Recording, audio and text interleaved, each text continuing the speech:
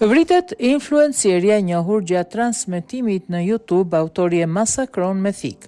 Një krim i rënd ka ndodhur në Japoni ku një person goditi për vdekje një YouTuber teksa ajo po transmetonte drejt për drejt në një rrugë në qendër të Tokios.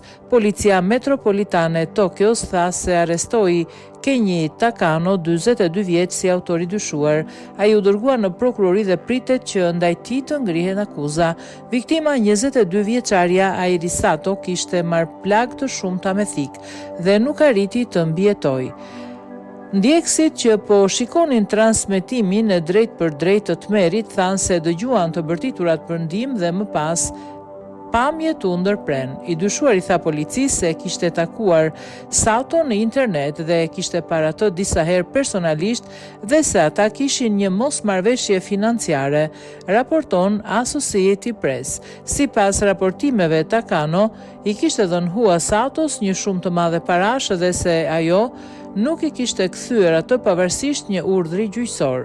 Sulmuesi udhëtoi nga qyteti Oyama rreth 100 kilometra në veri të Tokios për të kryer sulmin, pasi ajo njoftoi se do të transmetonte drejt për drejt jashtë dhe gjurmoi vendodhjen e saj duke parë videon. Ai pretendoi në polici se nuk ishte ndërmend ta vriste.